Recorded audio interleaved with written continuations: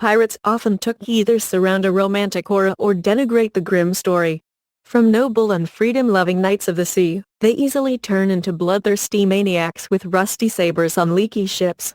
The last part, by the way, does not carry a single drop of truth. Pirates' ships, as a rule, were kept in perfect condition.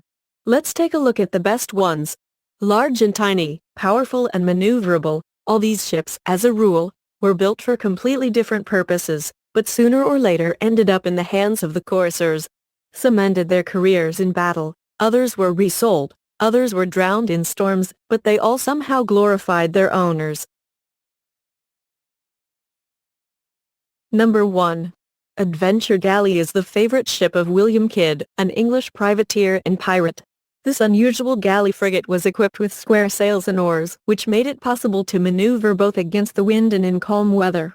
The 287-ton ship with 34 guns could carry 160 crew and was primarily intended to destroy other pirate ships. Number 2. Queen Anne's Revenge is the flagship of the legendary Captain Edward Teach, nicknamed Blackbeard.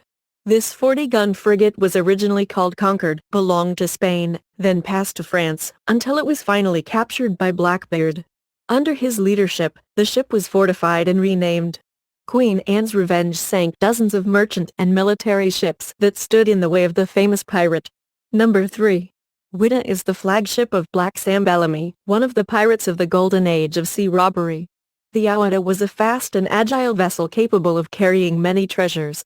Unfortunately for Black Sam, only a year after the start of the pirate career, the ship fell into a terrible storm and was thrown into the shallows. The entire team, except for 2 people, died. By the way, Sam Bellamy was the richest pirate in history. If you believe the Forbes recount, his fortune in the modern equivalent was about $132 million. Number 4.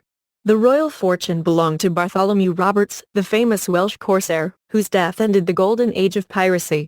Bartholomew changed several ships during his career, but the 42-gun 3-masted ship of the line was his favorite. On it, he accepted his death in a battle with the British warship Swallow in 1722. Number 5. The Fancy is the ship of Henry Avery, also known as Lanky Ben and the Archipret. The Spanish 30-gun frigate Charles II successfully plundered French ships, but in the end, a riot broke out on it, and power passed to Avery, who served as the first mate.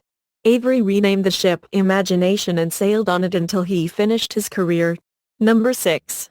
The Happy Delivery is a small but beloved ship of George Louder, an 18th-century English pirate.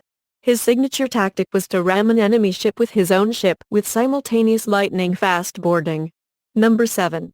The Golden Hind was an English galleon commanded by Sir Francis Drake that circled the world between 1577 and 1580.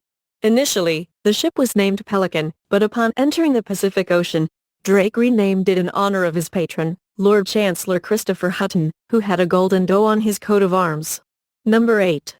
Rising Sun, a ship owned by Christopher Moody, a truly ruthless thug who did not take prisoners on principle. This 35-gun frigate terrified Moody's enemies until he was safely hanged, but it went down in history as the most unusual pirate flag known. Number 9. The Speaker is the first of the capital ships of John Bowen's Corsair, a successful pirate and brilliant tactician. The Talkative is a large 50-gun ship with a displacement of 450 tons, originally used to transport slaves and, after being captured by Bowen, for daring attacks on Moorish ships. Number 10. Revenge is a 10-gun sloop of Stede Bonnet, also known as the Gentleman of the Pirates. Bonnet lived a rich, albeit short life, having managed to be a small landowner, serve under Blackbeard's command, fall under an amnesty, and again take the path of piracy. The small, maneuverable Retribution sank many of the larger ships.